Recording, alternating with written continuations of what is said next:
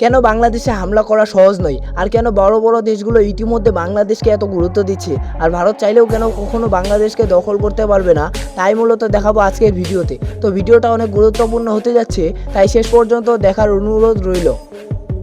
দেখুন, আমরা বাংলাদেশের মানুষ হয়েও বাংলাদেশকে ছোট ভাবি, কিন্তু এই ছোট দেশটির ক্ষমতা আর কানেকশন যে কত বড় তার ক্ষুদ্র ধারণাও আমাদের মধ্যে নেই। যেমন বাংলাদেশের জিডিপি হলো একটি দেশের বাৎসরিক আয়, মানে বাংলাদেশের মানুষ বছরে কত ডলার আয় করছে তাই। তো কিছু ক্ষেত্রে জানা যায় 2025-26 সালে বাংলাদেশের জিডিপি ভারত পাকিস্তানকেও ছাড়িয়ে গেছে। মানে ভাবুন, 1971 সালে জিরো থেকে শুরু করা এই ছোট দেশটির বাৎসরিক আয় 2026 সালে এসে ভারত পাকিস্তানের থেকেও বেশি। আর বাংলাদেশের কাছে এমন একটি স্ট্র্যাটেজিক লোকেশন আছে, যেটার কারণে চীন, পাকিস্তান আরও বড় বড় দেশগুলো বাংলাদেশকে গুরুত্ব দিতে বাধ্য।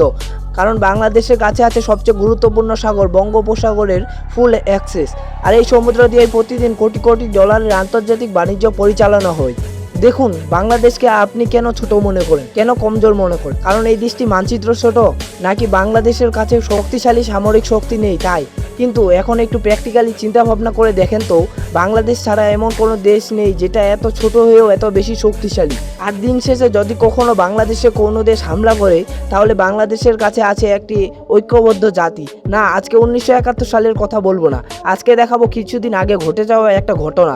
যেমন আপনারা কম বেশি জানেন বাংলাদেশ এবং ভারতের বর্ডারে এখন কি চলছে। তো কিছুদিন আগে বর্ডারে একটু উত্তেজনা তৈরি হয়, এবং তারপর যা হয় এটাই প্রমাণ করে দেয় বাংলাদেশ একটি বীরের জাতি নিয়ে গঠিত, যেখানে দেখা যায় বাংলাদেশের বিডিআরের সাথে যোগ দিয়েছে সাধারণ জনগণ।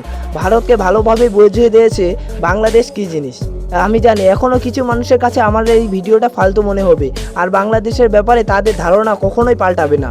আসলে তারা হলো 1971 সালে যুদ্ধে যে রাজাকারগুলো ছিল তাদের বংশধর। তো এই ছিল আজকের ভিডিও ভালো লাগলে লাইক করে কমেন্টে আপনার মূল্যবান মতামত জানাতে ভুলবেন না। চ্যানেলে নতুন হলে চ্যানেলটি অবশ্যই সাবস্ক্রাইব করে দিবেন। আমি হাসান, দেখা হচ্ছে নতুন কোনো ভিডিওতে। ততক্ষণ পর্যন্ত ভালো থাকবেন।